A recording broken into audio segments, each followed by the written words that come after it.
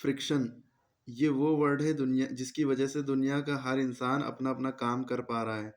हम बैठे हैं तो हम बैठ पा रहे हैं, हम पेन से लिख पा रहे हैं तो भी फ्रिक्शन से, चल पा रहे हैं तो भी फ्रिक्शन से, कोई भी काम हम कर पा रहे हैं तो भी, तो इसी की वजह से। ये एक तरह का फोर्स है जो अर्थ में मौजूद होता है। दुनिया के हर काम इस पे डिपेंड करते हैं। कैसे? जैसे अगर हम चल रहे हैं, वॉकिंग कर रहे हैं, तो भी ये फ्रिक्शन पे डिपेंड करता है। अगर हम अर्थ में फ्रिक्शन ना हो तो हम चल ना पाए। जब ये वो फोर्स होता है जो दो चीजें जब कांटेक्ट में होती तब ये काम करते हैं। पैर हमारे जमीन से लगते हैं, टच करते हैं, तब हम चल पाते हैं ना। तो जब हम आगे को चलते हैं तो ये पीछे को काम करता है। और जितनी खुरदुरी जमीन होगी, रफ जमीन होगी, उतना ज्यादा ये काम करेगा। चिकनी जमीन पे हम फिसल जाएंगे।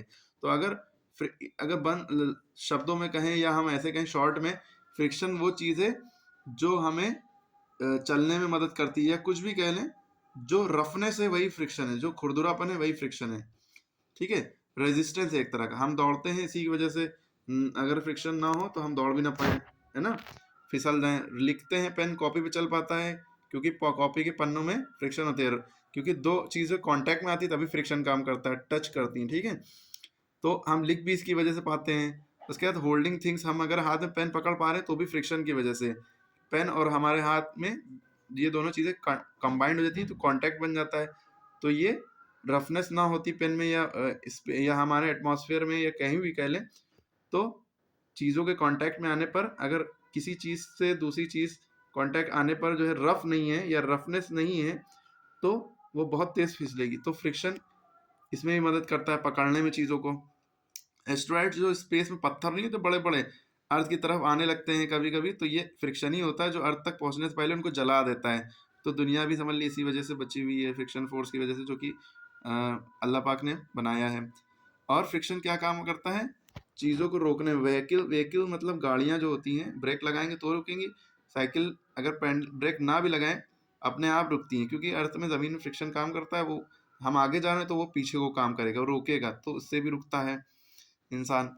ठीक है? और फ्रिक्शन, जब हम अपने हाथ को दूसरे हाथ से रगड़ते हैं, रब करते हैं, तो भी गर्मी प्रोड्यूस होती है। तो फ्रिक्शन से गर्मी भी प्रोड्यूस होती है, हीट प्रोड्यूस होती है। ये माचिस को जलाने में भी मदद करता है। अगर फ्रिक्शन ना हो तो माचिस भी ना जल सके। ठीक है? क्योंकि रफनेस ना हो तो माचिस नहीं जलेगी। ठीक है? और हमें स्लिप होने से भी बचाता है।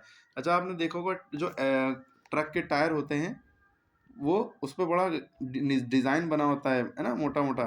तो वो भी इसलिए होता है ताकि फ्रिक्शन ज़्यादा लगे, ताकि फ्रिक्शन से ज़्यादा हो, भारी भारी सामान उस पर भर के लाद के ले जाएं और वो स्लिप ना करे।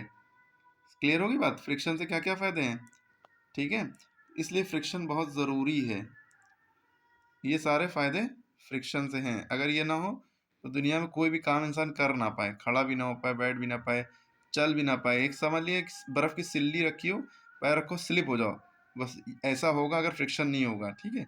कोई भी काम करोगे स्लिप हो जाओ, खड़े भी नहीं हो पाओ, खड़े होने की कोशिश करोगे स्लिप हो जाओगे, गिर जाओगे। ठीक है? तो ये सब फ्रिक्शन की वजह से है। तो फ्रिक्शन एक बहुत इंपॉर्टेंट फोर्स है।